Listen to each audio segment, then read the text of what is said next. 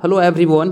तो चलिए हम लोग पल्सेस क्रॉप में आगे बढ़ते हैं और प्रीवियस लेक्चर में हम लोगों ने डिस्कस की थी ग्रीन ग्राम के बारे में। तो अभी डिस्कस करेंगे हम लोग ब्लैक ग्राम के बारे में।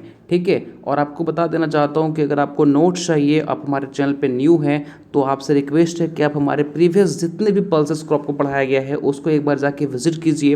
विजिट करने के लिए आपको एक छोटा सा काम करना है, हमारे यूट्यूब चैनल पर जाइए, प्लेलिस्ट सेक्शन में जाओगे तो पल्सेस करके एक प्लेलिस्ट बना होगा, उसको ओपन करके वहाँ पे सारा वीडियो अवेलेबल है, वहाँ से आप जाके वॉच कर सकते हैं। ठीक है। और अगर नोट्स चाहिए तो नोट्स के लिए डिस्क्रिप्शन बॉक्स में टेलीग्राम ग्रुप का लिंक अवेलेबल है, वहाँ पे जाके क्लिक कीजिए और जाके हमारे टेलीग्राम ग्रुप को ज्वाइन कर लीजिए, जहाँ पे आपको नोट्स के साथ साथ क्विजेज के साथ साथ आपके गवर्नमेंट एग्जामिनेशन की जो वैकेंसी आती है उसका अपडेट आपको मिलता रहेगा। ठीक है। तो हम लोग स्टार्ट कर रहे हैं अपने क्रॉप को, जो है आपका ब्लैक ग्राम। तो सबसे पहले हम लोग देखते हैं ये ब्लैक ग्राम का क्रॉप दिखाई कैसे पड़ता है। ये देखिए मिलता जुलता है ग्रीन ग्राम से। ग्रीन ग्राम का सीड और आपको ब्लैक ग्राम का सीड बिल्कुल एक जैसा दिखाई पड़ेगा। इसको आप डिफर कर सकते हो इसके कलर के बेसिस पे। ठीक है। आपको अगर आपने ग्रीन ग्राम का लेक्चर देखा होगा तो वहाँ पे देखे होंगे कि जो सीड्स था बिल्कुल सेम थे, बट यहाँ पे आपको ब्लैक कलर का दिखाई पड़ रहा है, वहाँ पे आपको ग्रीन कलर का दिखाई पड़ रहा होगा। इनके पोर्ट्स भी आपको लगभग सेम दिखाई पड़ेंगे, है ना। बस ये ब्लैक कलर का होगा, वो ग्रीन कलर का होगा। ठीक है, समझ रहे हो। ये देखिए ये है आपका ब्लैक ग्राम, है ना। तो देखिए ब्लैक ग्राम का अगर हम साइंटिफिक नेम बात करें, बॉटेनिकल नेम क्या है इसका, विग्ना मूंगो। ठीक है। फैमिली इसका फैबेसी और इसका एक और नेम क्या है, लेग्यूमिनेसी। ओरिजिन क्या है इसका, इंडिया। क्रोमोसोम नंबर इसका 22 या 24 दोनों होता है ना। आप देख लीजिएगा आपका एग्जाम में क्या है, 22 है या 24 है, दोनों आप याद करके जाएंगे। इसको हम लोग ब्लैक लेंटिल या फिर जो सबसे फेमस है, जहाँ पे आप दुकान पे जाओगे तो आपको मैंने बताया था कि ग्रीन ग्राम को हम लोग बोलते हैं मूंग। ठीक है, मूंग का दाल। तो उसी तरह से आप ब्लैक ग्राम को आप दुकान पे जाके ब्लैक ग्राम ना बोलेंगे, बल्कि आप वहाँ पे जाके बोलेंगे कि भैया मुझे उड़द का दाल दे दीजिए, क्योंकि वो ब्लैक ग्राम से वो पहचानेगा नहीं। ठीक है। आप जब तक उसको उड़द भी, आप उड़द की दाल ना बोलेंगे।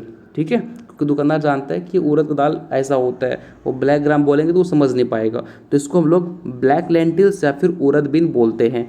ये सेल्फ पॉलिनेटेड सॉडे प्लांट होता है। इनका इन्फ्लोरेसेंस की बात करें तो ये रेसिम होता है और इसमें प्रोटीन कंटेंट हो जो है वो 25% होता है ना। समझ लो, इसलिए आपको दाल पीनी चाहिए। अगर आप दाल नहीं खाते हो तो बहुत गंदी बात है, आपको दाल खाना ही चाहिए, क्योंकि इसमें प्रोटीन की मात्रा बहुत ज़्यादा होता है। प्रोटीन आपके मसल्स के लिए बहुत ही ज़रूरत होता है।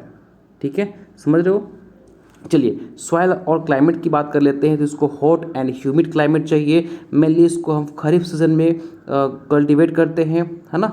और इनका जो सॉइल है वो क्ले रिच सॉइल होना चाहिए, जो कि जहाँ पे जो पीएच है वो न्यूट्रल होना चाहिए। और ये जो सॉइल है वो सूटेबल होता है आपका ब्लैक ग्राम के लिए। मतलब रेनफेड कंडीशन में इसको हम कल्टीवेट करते हैं, जहाँ पे सॉइल जो है वो क्ले रिच होना चाहिए और जो उसका पीएच है वो न्यूट्रल होना चाहिए। ठीक है, आपको 3 बातें याद रखनी है यहाँ पे। लैंड प्रिपरेशन की बात करें तो आपको यहाँ पे 1 सेलो प्लॉइंग करना है और 2 आपको हेरो करना है। फिर उसको आप लेवलिंग कर दीजिए, फाइन टिल्स बनाइए। उसके आप सोइंग करने के 15 डेज पहले आप इसमें 3 to 4 टन मैन्यूर डाल दीजिए, जिसमें आपका वर्मी कंपोस्ट हो सकता है, कंपोस्ट हो सकता है ना। सोइंग की बात करें तो mid of June to first week of July में इसको हम सोइंग कर देते हैं। और सोइंग करने के लिए आप सीड ड्रिल यूज़ कर सकते हो या फिर आप ब्रॉडकास्टिंग यूज के माध्यम से उसको आप लगा सकते हो, सोइंग कर सकते हो। सीड की बात करें तो देखिए अगर आप इसको खरीफ सीजन में लगा रहे हो, ठीक है, तो उसके लिए आपको सीड रेट है वो 12 से 15 केजी पर हेक्टेयर रखना है। बट इसको अगर समर में लगा रहे हो, गर्मी के टाइम पे लगा रहे हो, तो इसका जो सीड रेट है वो बढ़ जाएगा, 20 to 25 केजी पर हेक्टेयर हो जाएगा। ठीक है। सीड ट्रीटमेंट करने के लिए हम लोग राइजोबियम कल्चर का यूज़ करेंगे। स्पेसिंग की बात करें तो 30 to 10 सेंटीमीटर ये मस्ट है, उसको आप याद कर लीजिएगा। सीड रेट तो आप सबका याद कीजिएगा, seed rate is most important. ठीक है। सीड डेप्थ की बात करें कि आपको भाई कितनी डेप्थ पे सीड को सोइंग करनी है, तो 5 to 6 सेंटीमीटर। न्यूट्रिएंट मैनेजमेंट की बात करें तो एनपीके जो है वो 20 40 20 केजी पर हेक्टेयर आपको अप्लाई करनी है। और इरिगेशन की बात करें तो इसको अगर समर का टाइम है, गर्मी का टाइम है, क्योंकि गर्मी के टाइम पर आप बहुत जल्दी आपकी जो लैंड है वो सूखती है, ड्राई होती है, तो उस कंडीशन में आपको यहाँ पे इरिगेशन देने की आवश्यकता है। बट मोस्टली अगर समर सीजन नहीं है तो ये मोस्टली रेनफेड होते हैं, मतलब ये बारिश पे आपका डिपेंड होते हैं। ठीक है। और अगर आपके पास इरिगेशन की सुविधा उपलब्ध है तो फ्लोरिंग के टाइम पे और पोट डेवलपमेंट के टाइम पे आप इसको इरिगेशन प्रोवाइड कर सकते हो। हार्वेस्टिंग की बात करें तो ये आपका हार्वेस्टिंग हम लोग जब उनका जो आप देखेंगे कि जो पोड है वो मैच्योर हो चुका है, उनके जो सीड्स हैं वो नीचे की तरफ गिरना स्टार्ट हो गया है, मतलब कि जब उनके सीड्स आपके उनके जो पोर्स है वो ड्राई होना स्टार्ट करेंगे, दैट मीन्स कि आपका ये हार्वेस्टिंग करने के लायक हो गया, आप उसको हार्वेस्टिंग कर लीजिए। ठीक है, और फिर इसके जो मॉइस्चर कंटेंट नेसेसरी है फॉर द हार्वेस्टिंग पर्पस वो 20 to 25% होना चाहिए, और ईल्ड जो है वो 12 to 15 क्विंटल पर हेक्टेयर होता है। ठीक है, तो ये था वो छोटा सा लेक्चर जो है आपका ब्लैक ग्राम के ऊपर।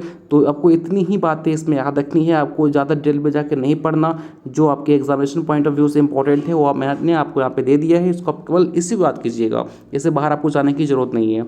ठीक है, जहाँ पे हमको ज़्यादा पढ़ना होता है वहाँ पे आपको ज़्यादा पढ़ाता हूँ। जैसे इसके बाद आएगा आपका ग्राउंडनट। देखिए ग्राउंडनट पे आप कितने बड़े लेक्चर्स पढ़ेंगे, हम लोग एक एक चीज़ के बारे में जानेंगे। अब जहाँ पे ज़रूरत ही नहीं है वहाँ पे क्यों फालतू के जाओगे आगे, हाँ इतना आपके लिए इनफ है। ठीक है फ्रेंड्स, तो मिलते हैं नेक्स्ट वीडियो में। Thank you so much.